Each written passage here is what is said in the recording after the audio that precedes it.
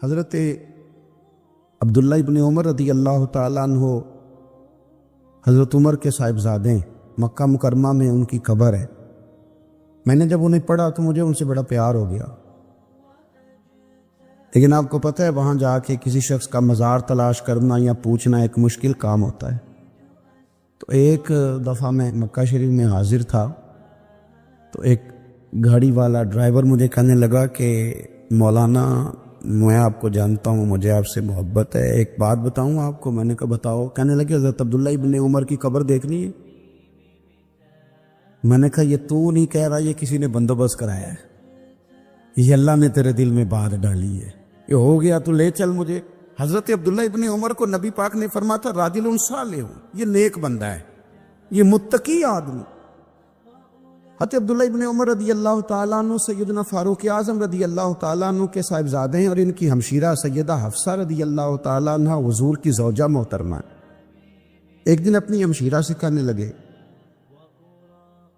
کہ نبی کریم صلی اللہ تعالیٰ علیہ وسلم گھر میں آئے نا، اور اگر حضور غم امت میں پریشان نہ ہوں، طبیعت کو حشاش بشاش دیکھو تو ذرا پوچھنا تو صحیح حضور کا میرے بارے میں کیا خیال ہے، پوچھنا تو صحیح کہ کریم کی بارگاہ میں میرا کیا مقام ہے، میرے بارے میں حضور کیا فرماتے ہیں۔ اب بہن کو کام بتائے اور بتائے بھی بھائی، اور پھر بہن وہ کام نہ کرے، یہ تاریخ میں ہوتا نہیں۔ حضرت عمر فاروق رضی اللہ تعالیٰ عنہ کی صاحبزادی ام المومنین رضی اللہ تعالیٰ عنہ فرماتی ہیں کہ میں تو بس منتظر تھی۔ انہوں نے تو کہا تھا نا کہ اگر تم حشاش بشاش دیکھو تو بات کرنا، لیکن حضور تشریف لائے، میری باری تھی، میرے گھر تشریف لائے، کھانا پیش کیا تو فوراً میں نے عرض کی حضور ایک بات پوچھنی تھی۔ تو حضور نے فرمایا پوچھئے۔ میں نے عرض کی حضور میرے بھائی عبداللہ ابن عمر کے بارے میں آپ کا کیا خیال ہے؟ نوجوانوں میری بات پہ غور کرنا، میرے بھائی کے بارے میں آپ کا کیا خیال ہے؟ تو نبی کریم صلی اللہ تعالیٰ علیہ وآلہ وسلم نے میری طرف دیکھا، اور پھر حضور زیر لب تھوڑا مسکرائے، اور بریلی کے امام کہتے ہیں کہ حضور مسکرا دیتے تھے نا تو جو بڑا دکھی ہوتا تھا وہ بھی ہنس پڑتا تھا۔ اب سوال پیدا ہوتا تھا کہ پھر تو اس مسکراہٹ کے لیے انتظار کرنا پڑتا ہوگا کئی مہینے کہ حضور مسکرائیں تو رونے والے ہنسیں، تو اعلیٰ حضرت فرماتے نہیں، انتظار نہیں کرنا پڑتا، یہ مسکراتے رہنا تو حضور کی عادت ہے۔ جس کی تسکی سے روتے ہوئے ہنس پڑے، اس تبسم کی عادت پہ لاکھوں سلام۔ یعنی یہ تو عادت ہے حضور کی مسکراتے رہنا، اس کے لیے انتظار نہیں کرنا پڑتا۔ بھائیو آپ خیال رکھیں گے، غور کریں گے، حضرت عبداللہ ابن عمر رضی اللہ تعالیٰ عنہ کے بارے میں پوچھا تو سیدہ فرماتی ہیں کہ نبی کریم صلی اللہ تعالیٰ علیہ وسلم نہ زیر لب مسکرائے اور فرمایا حفصہ تیرا بھائی ہے تو اچھا، لیکن میں نے سنا ہے کہ عشاء کی نماز پڑھتا ہے تو فجر تک سویا ہی رہتا ہے۔ او نوجوانوں، 10 بجے تک سونے کی بات نہیں ہوئی، 9 بجے تک سونے کی بات نہیں ہوئی، 11 بجے اٹھنے کی بات نہیں۔ حضور فرمانے لگے میں نے سنا ہے کہ عشاء کی نماز پڑھ کے سو جاتا ہے اور فجر تک سویا ہی رہتا ہے، اسے چاہیے کہ تہجد کے وقت اٹھا کرے، اللہ کی بارگاہ میں حاضر ہوا کرے، آہوزاری کرے، سجدے کرے، عبادت کرے، اٹھتا ہے اور فجر میں جا کے اٹھتا ہے۔ حضرت جناب حفصہ رضی اللہ تعالیٰ عنہ کہتی ہے میں نے جناب عبداللہ ابن عمر کو پیغام دیا اور میں نے کہا میرے جوان بھائی سن، نبی پاک نے فرمایا ہے تو اچھا پر تہجد میں نہیں اٹھتا، نفل نہیں پڑھتا۔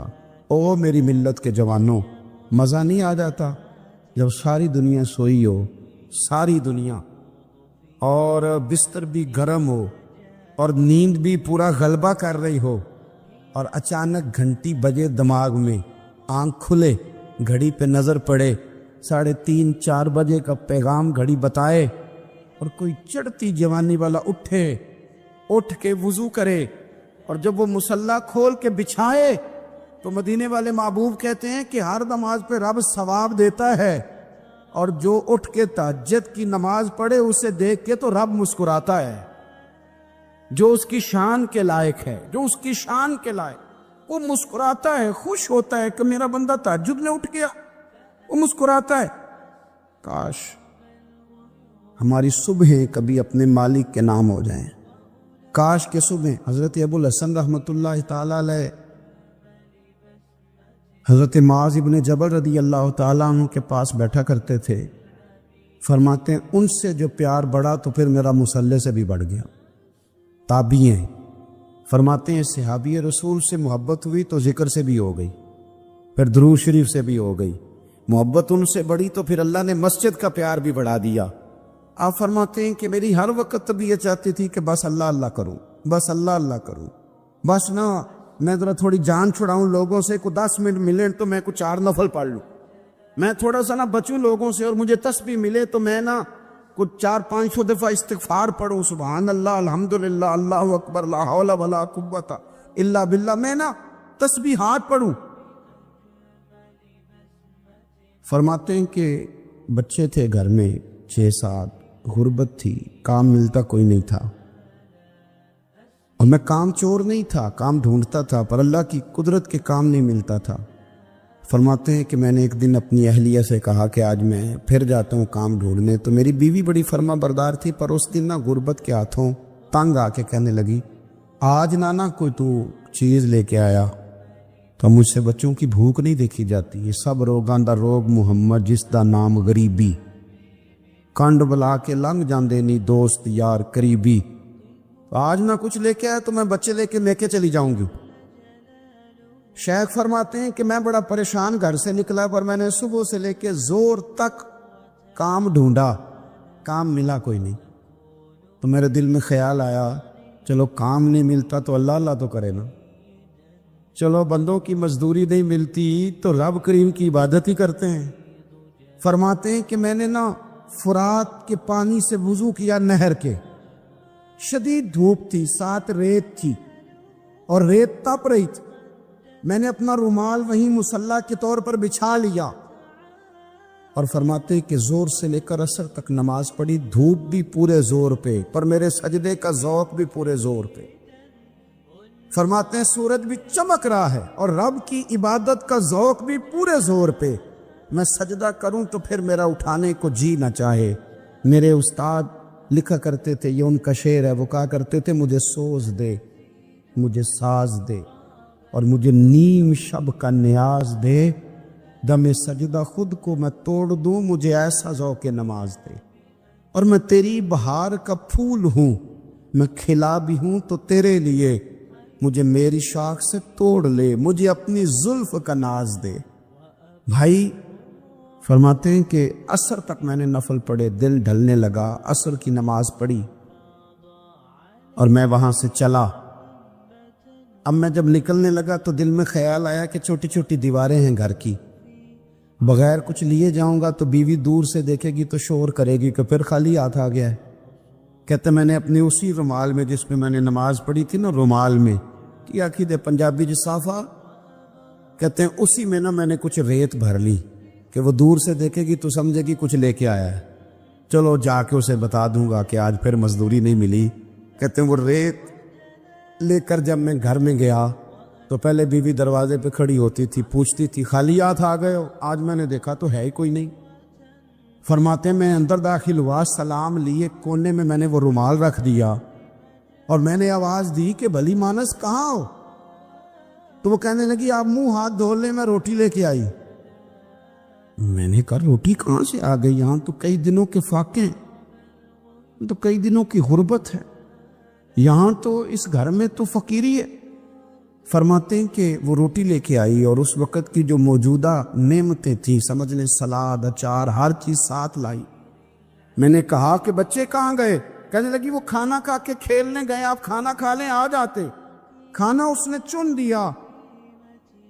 میں نے حیرت انگیز لہجے میں ساری نعمتیں اپنے دسترخوان پہ دیکھ کر کے بیوی سے پوچھا یہ کہاں سے آیا کھانا؟ بچوں کو تو نے کہاں سے کھانا کھلایا؟ یہ سارا کچھ کیسا ہے؟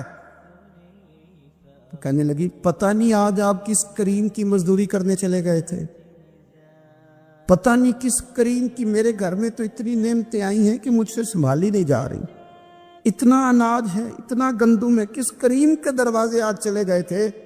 یہ کہتے کہتے وہ اٹھی اور اٹھ کر کے کہنے لگی پہلے ہی بڑا کچھ آیا تھا، اب کیا لے آئے ہو؟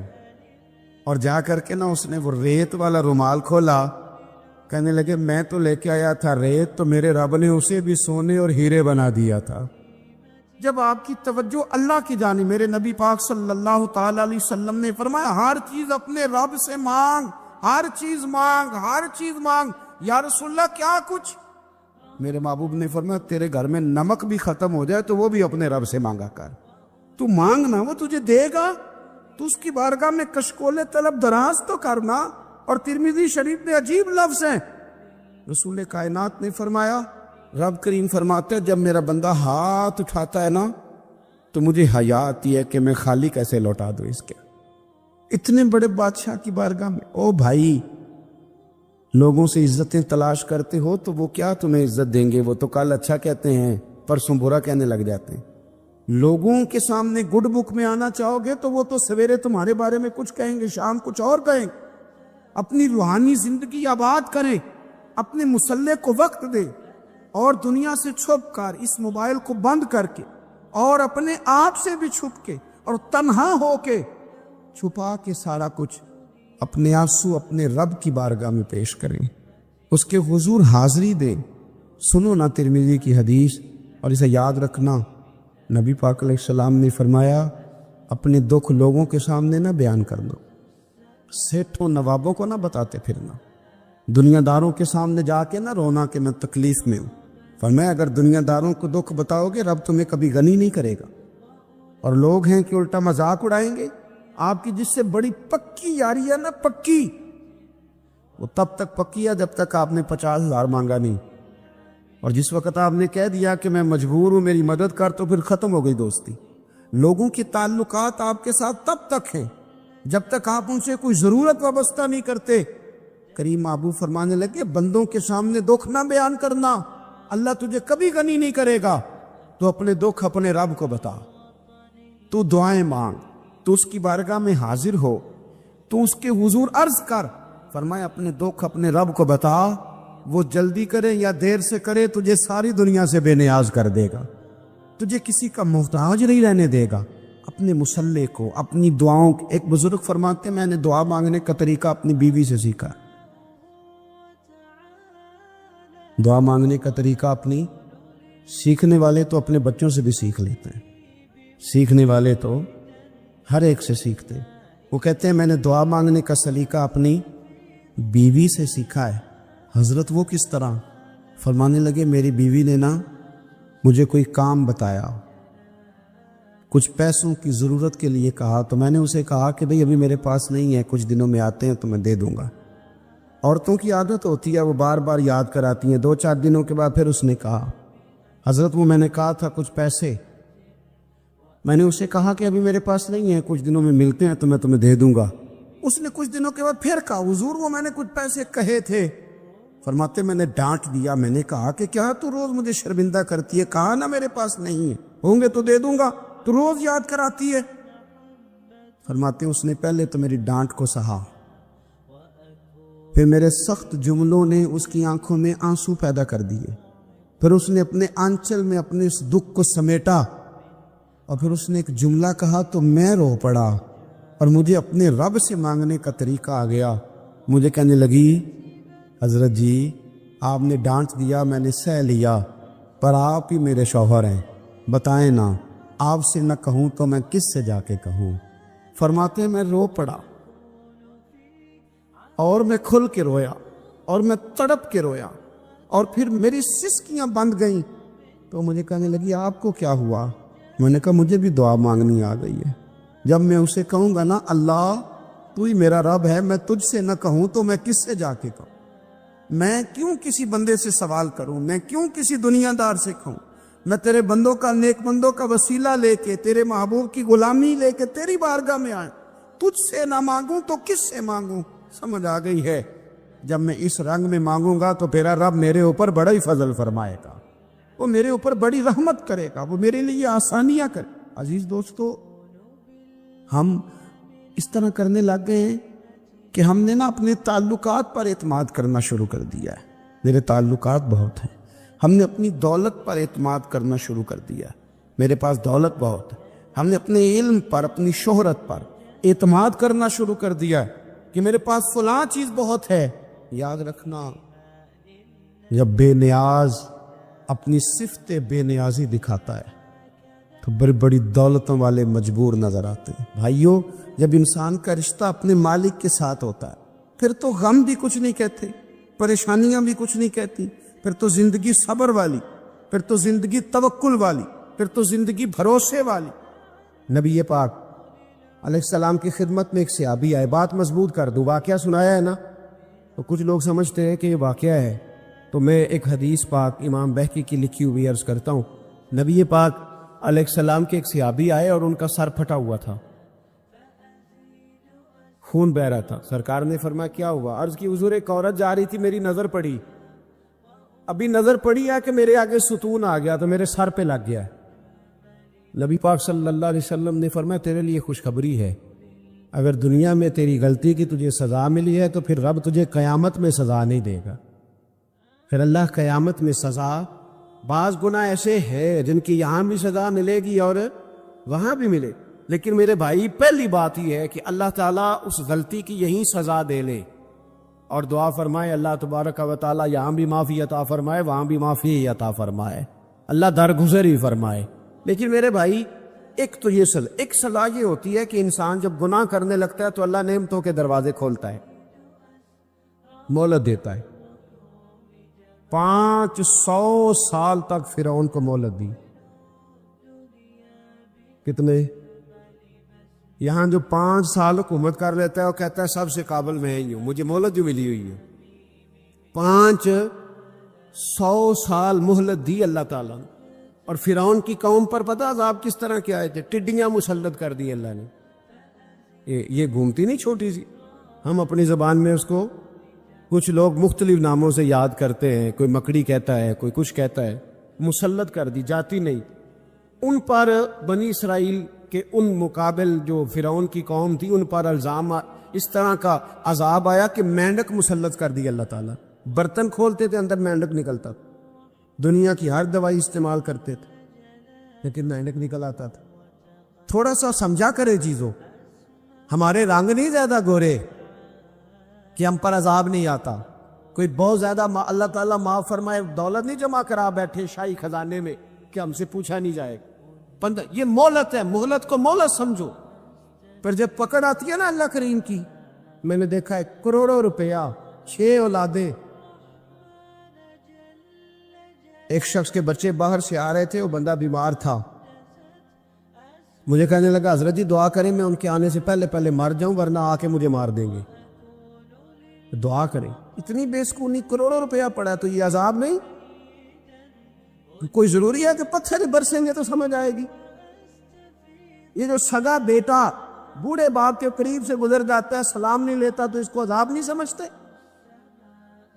یہ جو امت کی بیٹیاں، امت کی بچیاں، ہماری بچیاں ایک سال کے اندر 75,000 ہزار بچی ایک ڈویژن سے بھاگ کے شادی کر رہی ہے، اور ایک صوبے سے. تو اس کو آپ اللہ کا عذاب نہیں سمجھتے؟ یہ معمولی بات ہے. نہیں ہمارے رنگ ہو رہے ہیں، ہم بڑے سمارٹ ہیں. 1500 سال مہلت دی نوح علیہ السلام کی قوم کو. کتنے سال؟ بول کے بتائیے، بول کے دوبارہ بولیے. 1500 سال. کوئی آدمی اپنی سمارٹنس پہ خوش نہ ہو جائے کہ 20 سال ہو گئے میں تو نافرمانی بھی کر رہا ہوں، روٹی بھی پک رہی ہے، میں تو حرام بھی کھا رہا ہوں، پھر بھی سب ٹھیک ہے. 1500 سال مہلت دی. پھر حضرت نوح کہنے لگے اللہ میں نے تو بڑا سمجھایا، نہیں باز آتے. تو رب کریم نے فرمایا کشتی بناؤ. اللہ کے پیغمبر کشتی بنانے لگے تو قوم مذاق اڑانے لگے. اب کیا کرنے لگے ہو؟ اب کشتی بنانے لگے ہو، خیر تو ہے، قوم مذاق اڑا رہی ہے. حضرت نوح علیہ السلام کا آپ نے کشتی بنائی، پانی کہاں سے نکلا؟ نہ بارشیں ہوئی نہ سیلاب آئے. ایک تندور تھا، اس کے اندر سے پانی نکلنا شروع ہو. کبھی تندور سے بھی پانی نکلا ہے، پر جب نکالنے والا چاہتا ہے تو وہاں سے بھی ایک تندور سے پانی نکلا. اتنا نکلا، اتنا نکلا، اتنا نکلا کہ قوم ساری ڈوب گئی. قرآن مجید کے صفحات شہادت دیں گے کہ حضرت نوح کی قوم کا بچہ بچہ بہ گیا، بچے صرف وہ تھے جو حضرت نوح کے ساتھ ہو گئے، تباہ ہو گئی۔ اللہ بے نیاز ہے، بے نیاز۔ 1500 سال مہلت ملے اور تو پھر بھی کہے رب بڑا کریم ہے، معاف کر دے گا۔ 1500 سال تجھے گنجائش دے اور تو کہے کوئی نہیں، بات معافی ملنی چاہیے ابھی بھی۔ میرے بھائی، حضرت صالح علیہ السلام کی قوم، حضرت صالح نے تبلیغ شروع کی تو کہنے لگے پہلے معجزہ دکھاؤ۔ جی آج تو نہ لوگ معجزے مانگتے ہیں، آج بھی لوگ کرامتیں اور معجزے، اللہ معاف کرے، جو چیزیں معجزہ تو ہو نہیں نہ سکتا، لیکن آج بھی لوگ، آپ یقین کریں، کہتے ہیں یہ بڑی نمازیں پڑھتا ہے تو پھر بخشا کیوں نہیں گیا، پھر کیوں نہیں منو سلوا کیوں نہیں اترا اس پر، پھر میں بھی اسی طرح ہی ہوں، کیا اس کے اندر خوبی آ گئی؟ مولوی بھی ویسے ہی ہے، صوفی بھی ویسے ہی ہے، لوگ مان نہیں رہے، وہ دلیلیں مان نہیں رہے، ابھی بھی لوگ بحث نہیں کرتے، کیا فرق آ گیا؟ ابھی ویسے ہی ہیں سارے۔ اللہ تعالیٰ سے ڈرنا چاہیے، ہمیں سامنے والے کی طرف دیکھ کر صحیح ہونے کا حکم نہیں ہے، ہمیں اپنی اصلاح کا حکم ہے، اپنی طرف دیکھ کے اپنے آپ کو ٹھیک کرنے کا۔ الزام لگا کے گزر جانا، اس کا کوئی مطلب؟ سنو اور یاد رکھو، حضرت صالح علیہ السلام سے کہنے لگے پہلے معجزہ دکھائیں، تو حضرت صالح علیہ السلام نے فرمایا اونٹ کہاں سے پیدا ہوتے ہیں؟ کہا اونٹنی کے بطن سے۔ فرمایا آؤ میں تمہیں پہاڑ کے اندر سے اونٹنی پیدا کر کے دکھاتا ہوں۔ کہاں سے؟ پہاڑ کے اندر سے۔ حضرت نوح ساتھ لے کے گئے تو پہاڑ کے اندر سے اونٹنی نکلی، اور اونٹنی بھی گابن تھی، اس کے پیٹ میں بچہ، اور اونٹنی اتنا دودھ دیتی تھی کہ ساری بستی دودھ پی جاتی تھی، پھر بھی دودھ بچ جایا کرتا تھا۔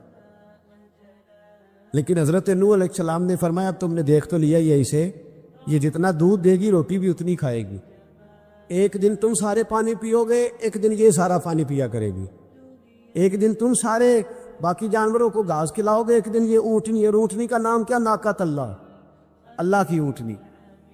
کس کی اونٹنی؟ نام کیا ہے؟ اللہ کی، یہ اللہ کی اونٹنی ہے۔ تو حضرت نوح علیہ السلام کی اونٹنی، فرمایا اس کی بے ادبی نہ کرنا۔ باز نہیں آئے لوگ، باز نہیں آئے، کہنے لگا جی دودھ دینا تو ٹھیک ہے، پر یہ جو سارا پانی پی جاتی ہے نا، یہ صحیح نہیں، یہ جو ساری گھاس کھا جاتی ہے یہ نہیں تھی، دودھ دینا تو ٹھیک ہے پر یہ نہیں صحیح۔ آپ نے فرمایا اسے کچھ نہ کہنا، اللہ کی اونٹنی ہے۔ میں کہا کرتا ہوں ان لوگوں نے ناقۃ اللہ کی بے ادبی کی، حضرت نوح علیہ السلام کی اونٹنی کی ٹانگیں کاٹ دی، صالح علیہ السلام۔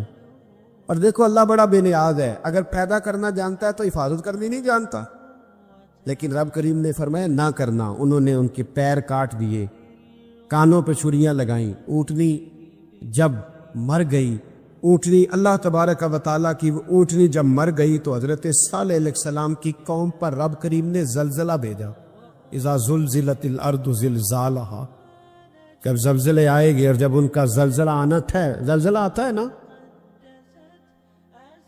کیا کرتی ہے قوم؟ لا الہ الا اللہ، لا الہ لا الہ الا اللہ، کلمے جاری ہو جاتے۔ بلکہ ایک دفعہ ایسا بھی ہوا کہ مسجدوں میں اعلان ہونے لگے زلزلہ آ رہا ہے، جو فجر کے لیے نہیں اٹھے زلزلے کے لیے وہ بھی اٹھ گئے، جن کا دعویٰ ہے نا میری سویرے آنکھ نہیں کھلتی، ان کی لگی نہیں کتنے گھنٹے، بعد میں بھی نہیں لگی، ٹی وی پہ اعلان ہوتے رہے کوئی نہیں آ رہا، سو جاؤ چپ کر کے، لیکن آنکھ لگی۔ موت سے تو ڈرتا ہے، اللہ سے ڈرتا ہی نہیں، موت کا خوف ہے رب کا نہیں۔ زلزلہ آیا، ساری قوم تباہ ہو گئی۔ بتاؤ اگر ناقۃ اللہ کی گستاخی ہو تو اللہ ناراض ہو جاتا ہے، اور اگر اولیاء اللہ کی ہو، اگر اولیاء اللہ کی ہو تو رب ناراض نہیں ہوتا؟ شرم نہیں آتی لوگوں کو داتا صاحب کی بے ادبی کرتے؟ شرم نہیں آتی لوگوں کو غوث اعظم کی گستاخی کرتے؟ حیا نہیں آتی جنہوں نے دین پھیلایا ان کی بے ادبی؟ میں درد سے کہتا ہوں، رو کے کہتا ہوں، اور اگر کلیجہ پھٹ سکے تو میں دکھاؤں زخم کتنے۔ ایک حج کے موقع پر ایک بابا جی، اس سال 4,80,000 روپے کا پرائیویٹ حج تھا، اور بابا جی کی کیفیت کمزور تھی، بیچارے بیمار تھے، اس کے باوجود وہ گئے۔ بوڑھے آدمی، جا کے بیٹھیے، بزرگ، اور کتنی مشکل ہے وہاں، منا، مزدلفہ، عرفات، طواف زیارت، کتنا مشکل کام ہے طواف زیارت کرنا، طواف وداع کرنا۔ کس کٹھن سے حج کیا، بڑھاپے میں پیسے بھی لگائے، اور جب وہ روضہ رسول پہ گئے صلی اللہ اور انہوں نے جا کے نبی پاک صلی اللہ علیہ وسلم کے روزے کی طرف منہ کر کے درود شریف پڑھا تو ایک ملا نے اٹھ کے کہہ دیا تو مشرک ہے. تو میری روح کانپی. میں نے کہا تجھے شرم نہیں آئی, حیا نہیں آئی؟ اس کی عمر دیکھ, کس بڑھاپے میں کہاں سے چلا کہاں آیا. یہ مشرک ہوتا تو کسی مندر میں جاتا, یہ مشرک ہوتا تو کسی گرگے میں جاتا. یہ مشرک نہیں, یہ مومن ہے. اور یہ وہ والا مومن ہے جس کے سینے میں دل جب دھڑکتا ہے تو خالی دھڑکتا نہیں, ساتھ وہ محمد عربی پہ درود و سلام بھی پڑھتا ہے. شرم نہیں آتی لوگوں کو؟ اتنی بڑی گستاخی کرتے ہیں. جو روزہ رسول پہ آیا مشرک ہے.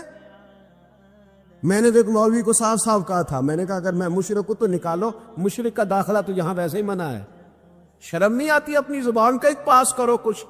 اتنا ظلم, اتنی بڑی فرقہ واریت امت میں, اتنا امت کو تقسیم کرتے ہو, تمہیں شرم نہیں آتی؟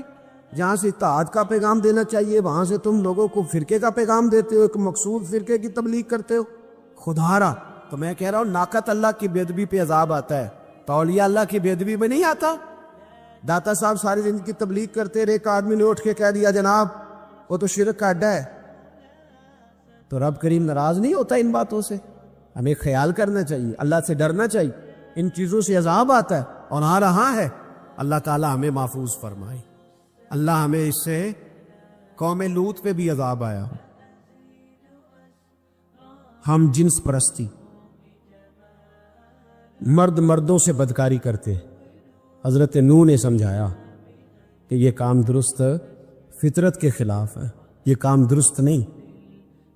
جب انسان یہ کام کرتا ہے تو زمین اور آسمان کانپتے. اب میں کیسے کھول کے بتاؤں, میرے پاس اعداد و شمار ہے کہ پاکستان کے اندر اس کام کی کیفیت کیا ہے اور کس طرح کر کے لوگ, میں تو رونا روتا رہتا ہوں داڑھی کا. لوگ کئی دفعہ کہتے ہیں حضرت صاحب پہلے بھی آئے تھے تو داڑھی کی بات, پھر بھی آئے تو داڑھی کی بات, تو میں رونا روتا ہوں. اس لیے روتا ہوں کہ جو کلین شیو نوجوان ہوتا ہے وہ امرد کے حکم میں, اس پر وہی حکم لگتا ہے جو عورت پہ لگتا ہے. اس کے ساتھ مرد کا اٹھنا بیٹھنا اسی طرح نہ جائے گا جس طرح عورت کے ساتھ.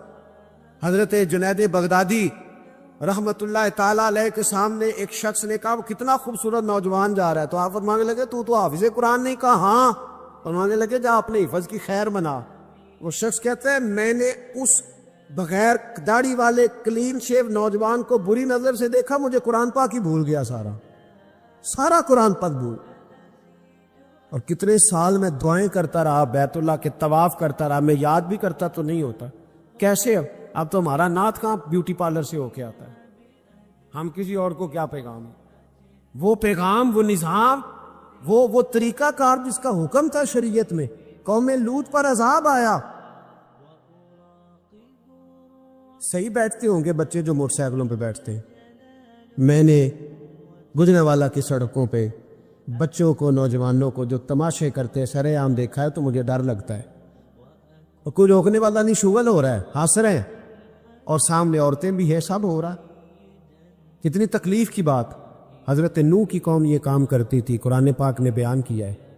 حضرت نوح نے سمجھایا, فرمایا رب کریم نے تمہیں اپنی خواہش پوری کرنے کے لیے جائز طریقہ عطا فرمایا, عورتوں سے نکاح کرو, اور اس نکاح کی برکت سے جو اللہ تمہیں اولاد دے گا اس کو اللہ تبارک و تعالیٰ تمہارے لیے باعث بخشش بھی فرمائے گا. لیکن جب قوم نہ مانی تو جو قوم لوط کا عمل کرے اس کا علاج قرآن نے بیان فرمایا کہ آسمان سے پتھر برسیں گے. پھر پتھر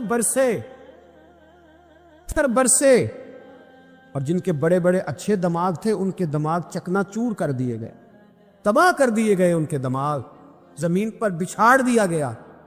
اللہ مہلت دیتا ہے, لیکن اس کا مطلب یہ نہیں کہ انسان توبہ ہی نہ کرے. حضرت شعیب علیہ السلام کی قوم پر بھی عذاب آیا, اس لیے کہ بددیانتی کرتی تھی, ناپ تول میں کمی کرتی تھی. میں نے کہا تھا شب قدر کی رات کہ یہ کوئی تماشا ہے کہ شب رات آئی تو ساری رات روتے رہے, یا اللہ معاف کر دے, یا اللہ معاف کر دے, رو رو کے چیخے مار مار روئے.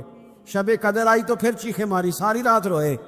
تو جس بندے کا پروگرام ہی نہیں سویرے بدلنے کا, دکان پہ بیٹھ کے پھر وہی ناپ تول میں کمی, پھر وہ اللہ تعالیٰ معاف کرے. میں ایک مضمون پڑھ رہا تھا تو وہ فوڈ کے اسپیشلی لوگ, میں کبھی تفصیل میں اس قصے کو نہیں سنا سکا کہ میرے جذبات میرے اوپر غالب آ جاتے ہیں، میرے الفاظ بکھر جاتے ہیں، ٹوٹ جاتے ہیں، میرا بند ٹوٹ جاتا ہے۔ لیکن اس کی متھ کیا ہے؟ یہ کیوں ہوا؟ یہ کیوں ہوا؟ یہ اس لیے نہیں ہوا کہ 10 دن رو پیٹ کے تم چھٹی کرو، اس لیے نہیں ہوا۔ ایک سبق ہے، ایک پیغام ہے کہ اللہ کو راضی کرنے کے لیے اتنی بازی لگانی پڑے تو لگاؤ۔ بھوکے پیاسے، کہ گرمی کے روزے آتے ہیں 12 گھنٹے پیاس میں آدمی تڑپ کے رہ جاتا ہے۔ تمہیں خبر ہے میرے نبی کی اولاد 72 گھنٹے پیاسے، پیاس کی شدت، پانی کا قطرہ نہیں، اور آگے انسان کی شکل میں درندے کھڑے ہوئے ہیں۔ جب سارے جان نثار شہید ہو گئے، تھوڑا سا سنا بھی دیتا ہوں، جب سارے جان نثار شہید ہو گئے تو پیچھے اہل البیت رہ گئے۔ اہل البیت، سب سے پہلے شہید کا نام بتاتا ہوں، مسلم بن اوسج، جو امام صاحب کے، امام علی مقام کے قافلے میں جو پہلے شہید ہیں، مسلم بن اوسج۔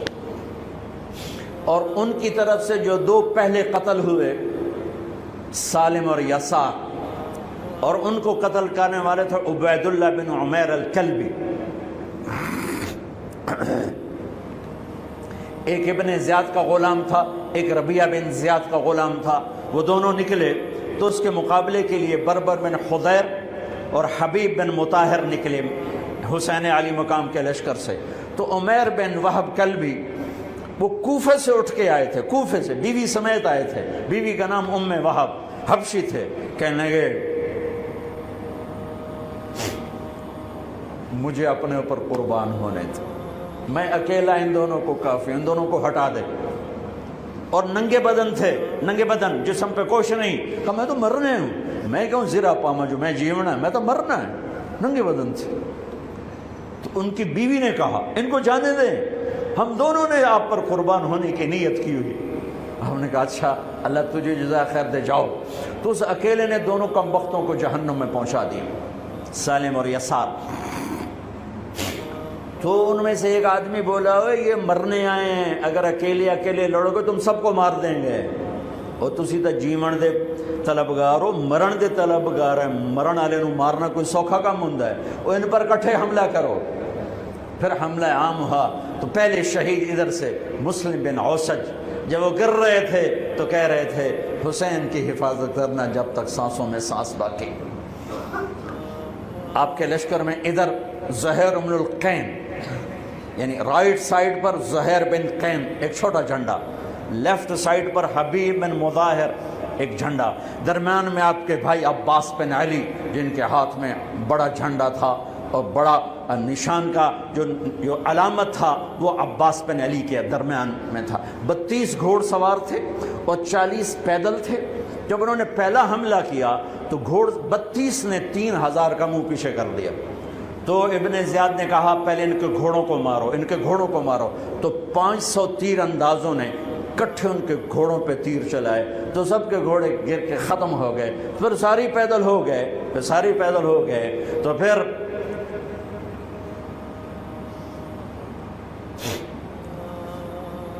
میں اٹک جاتا ہوں، اس لیے پھر میں آخر میں بیچ میں زہیر کی شہادت سنا دوں۔ زہیر بن القین، جب نماز کا وقت آیا، ظہر کا وقت داخل ہوا تو آپ نے اشارہ کیا زہیر یہ شمر سے کہو نماز پڑھنے دے۔ ہاں، اگر 1439 سال میں نماز کی معافی ہوتی تو اہل کربلا کو ہوتی، لیکن حسین نے سجدے میں سر رکھ کے بتلایا کہ نماز نہیں چھوٹ سکتی، سر کٹ سکتے ہیں۔ تو انہوں نے آگے ہو کر کہا کہ بھائی نماز کے لیے جنگ روکو۔ تو کوفی لشکر کا ایک سردار تھا حسین بن نمیر، اس نے کہا تمہاری تو نماز قبول ہی نہیں ہوتی۔ تو انہوں نے کہا لعنت تجھ پر، تیری نسلوں پر، جس گھر کی تو فعل نماز ملی انہی کی نہیں ہوتی اور تمہاری ہوتی ہے۔ تو واپس آ کر کہنے لگا کہ وہ نماز کی اجازت نہیں دے رہے. فرمایا نماز تو نہیں چھوٹے گی نا. یہ فیصلہ آباد والوں کو نہیں، 7 بر اعظم کے ایمان والوں کو پیغام ہے کہ زیر خنجر بھی یہ پیغام سنایا ہم نے. نماز نہیں چھوٹ سکتی، نماز نہیں چھوٹ سکتی. اللہ کی قسم کوئی مسئلہ نہیں تھا اگر یہ چھوڑ دیتے. جنگ سے پہلے آنکھ لگ گئی، آنکھ کھلی تو ہنس پڑے. بہن نے پوچھا ایک ایڑا ہاسے دا ویلا ہے، موت سر تے کھلوتی ہے. فرمایا بہن ابھی اللہ کے نبی کو خواب میں دیکھا ہے، کہہ رہے ہیں بیٹا میں لینے کے لیے آ چکا ہوں. موجوں ہو گئی، لینے کے لیے آ چکا ہوں. چھوڑ دیتے تو پھر گلستان کالونی والوں کو بھی گنجائش مل جاتی، چھٹی جا سکتی ہے. 6 بر اعظم کے انسانوں کو